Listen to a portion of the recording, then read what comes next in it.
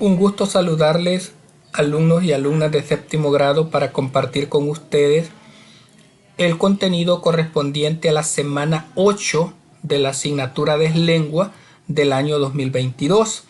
O perfectamente pudiéramos decir también que es la semana 4 de la unidad 2 de lengua séptimo grado. El título es Los esquemas y vamos a socializar los resultados de la actividad en casa, donde observamos y analizamos el siguiente ejemplo de un esquema. El esquema puede ir constituido por un tema o título. Ese tema o título va a ir dividido en idea principal 1, idea principal 2, idea principal 3. Cada idea principal puede ir subdividida en idea secundaria 1, idea secundaria 2, y cada idea secundaria puede ir señalada o contenida con detalle 1, detalle 2. Vamos con la actividad en pares a responder las siguientes preguntas según nuestros conocimientos. ¿Para qué sirven los esquemas? Sirven para organizar información de manera atractiva y resumida. ¿Qué tipo de esquemas conocemos? Pues los esquemas más comunes son de llaves, de barras, de diagramas, mixtos, de desarrollo y de flujo. Cada tipo de esquema tiene una función o propósito. Explicamos. El esquema de llaves se utiliza para agrupar secuencias de ideas cuando se requiere resumir en forma de características. El esquema por flecha se realiza una jerarquización de secuencias ideal para explicar procesos. El esquema de desarrollo utiliza secuencias, números y letras para jerarquizar. Se utiliza para información más extensas y detalladas. Luego vamos con la definición de qué es un esquema. Un esquema es una estructura abstracta de conocimiento que permite organizar la información importante de un texto. Esto ayuda a sistematizar en la memoria la información que ha de ser recordada, convirtiéndose luego en conocimientos previos acerca de un tema. ¿Cuáles son las características de los esquemas? Es una representación gráfica, debe ser concreto, su función es resumir y debe ser coherente. Aquí tenemos las estrategias para elaborar un esquema. Buscar el significado de las palabras que no se comprendan, leer el texto las veces que sea necesario para comprenderlo, subrayar o anotar el tema, identificar los títulos y subtítulos, dividir el tema en secciones, destacar las ideas principales de cada sección, jerarquizar las ideas de manera coherente. Al esquematizar se señala la importancia relativa de cada idea y su relación con todas las demás. Esto implica reconocer las ideas principales y secundarias de un texto y organizarlas dentro de una estructura clara. Elaboro un esquema con la información más importante sobre las diversas modalidades oracionales estudiadas. Y aquí tenemos clases de oraciones por su modalidad. Y aquí utilizamos un esquema. Las enunciativas pueden ser afirmativas o negativas. Las afirmativas afirman y las negativas niegan algo. Las interrogativas pueden ser directas o indirectas, sirven para preguntar. Las exclamativas indican admiración o sorpresa. Las exhortativas indican ruego o mandato. Las desiderativas indican deseo y las dubitativas indican duda. Luego dice, leamos y analizamos la información sobre el cuadro comparativo. ¿Qué es un cuadro comparativo? El cuadro comparativo es una estrategia que permite identificar las semejanzas y diferencias de dos o más elementos. ¿Cuáles son las características?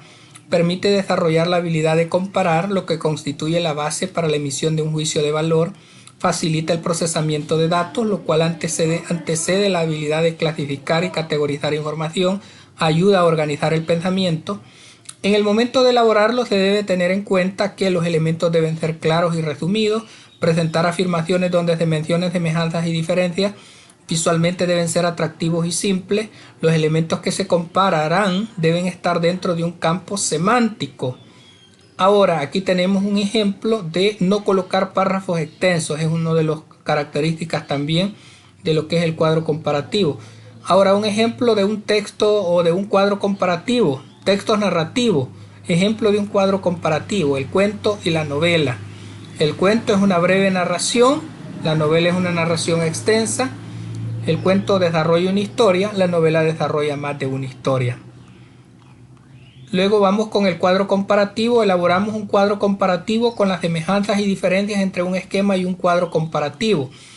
No se los he colocado en el contexto del cuadro, pero sí les coloco las semejanzas y las diferencias para que ustedes puedan colocar las semejanzas en cada uno de los de las columnas que corresponden. Por ejemplo, ambas son herramientas para organizar la información. Podemos colocar ahí en ambas columnas. Ambos sirven como técnica de aprendizaje y estudio, es otra semejanza.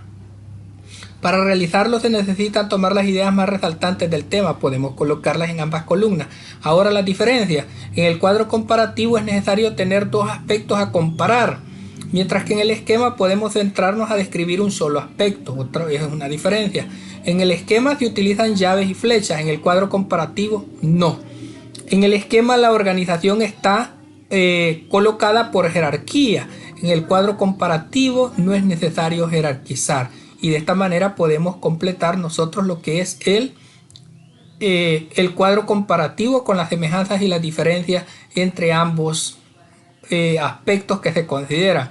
Ahora vamos a una autoevaluación que la voy a compartir con ustedes y la vamos a leer acá. La autoevaluación que se nos pide posteriormente. Marca con una X según corresponda. Y esta autoevaluación es sobre las actividades que hemos venido realizando en esta unidad 2, porque con esta semana finalizamos la semana 2 de lengua séptimo grado. Y aquí vienen una serie de criterios que ustedes van a colocar si lo han logrado o si no han logrado. Ahí va a depender de su apreciación personal. Luego continuamos con las actividades que siguen, siempre de esta semana 4 de la unidad 2 o semana 8 del año 2022. Desarrolla lo que se indica en cada momento de la lectura. Dice, en mi cuaderno escribo un párrafo sobre el tema del que creo que tratará el fragmento del libro Las Crónicas de Narnia, el León, la Bruja y el Ropero, capítulo 2, lo que Lucy encontró allí. Y aquí va el párrafo. El libro de las Crónicas de Narnia trata de 4 niños, los cuales murieron sus padres en una guerra y se tenían que mudar a la casa de un señor que se quedaría a cargo de los niños, pero al estar en la estación del tren se transportaron a Narnia, que era un lugar donde solo había animales, pero no eran ordinarios, ya que los animales podían hablar y el que gobernaba era el león, pero ellos no eran los reyes. Y ahí continúa la historia. Aquí vienen algunos fragmentos. Después de haber leído este fragmento dice, ¿a qué se refiere el fauno cuando le dice a Lucy, hija de Adán e hija de Eva? Se refiere a que nunca había visto a una humana.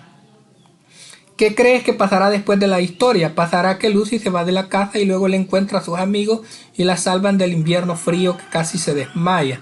Viene otro texto más sobre la misma narración y luego dice, ¿qué motivó al fauno a dejar libre a Lucy? Lo motivó porque Lucy trató bien al fauno. El fauno le responde que no había conocido a las personas bien y por eso se motivó y la dejó ir. ¿Qué hubiese sucedido si no la dejaba en libertad? La bruja blanca la hubiese convertido en piedra. Caracterizó a los personajes de la historia Lucy y el fauno. Lucy era un personaje de las Crónicas de Narnia, el león, la bruja y el ropero, hija de Adán, hija de Eva. Llega a Narnia, personaje amable y muy traviesa. El fauno es un personaje de las Crónicas de Narnia, el león, la bruja y el ropero, guardián de la reina blanca, quien lleva a Lucy a su casa, el armario, porque la reina blanca la quería convertir en roca. ¿En qué espacio se desarrolla la acción? En un bosque con nieve. Imagino que tengo un blog literario. ¿Cómo elaboraría un comentario sobre el fragmento leído para animar a otras personas a la lectura? La historia se basa en una niña llamada Lucy que descubre un mundo llamado Narnia totalmente diferente, donde no hay verano o primavera, solo invierno, un entorno muy frío donde no existen los humanos, solo criaturas misteriosas. Es un mundo totalmente diferente y mágico. Y esto sería un comentario que leería para poder animar a otras personas a la lectura. ¿Cuáles son las características de la literatura fantástica? Al hablar de la literatura fantástica se hace referencia a la literatura desde un punto de vista imaginaria. Se utilizan lugares, eventos y personas que no forman parte del mundo real. Dentro de sus características tenemos, no hace referencia al mundo real, la imaginación está presente durante toda la obra, los personajes son míticos o criaturas inexistentes, no posee límites con respecto a lo tangible o a las normas de la realidad, pertenece al género narrativo, se escribe en tercera persona, desafía la lógica y lo racional, sorpresa en los personajes dando vuelta a la historia. Y de esta manera, alumnos y alumnas de séptimo grado estaríamos completando las actividades de la semana 4 de la unidad 2 de lengua séptimo grado o semana 8 de lengua séptimo grado del año 2022. Ha sido un gusto, muchas gracias, bendiciones a todos y todas.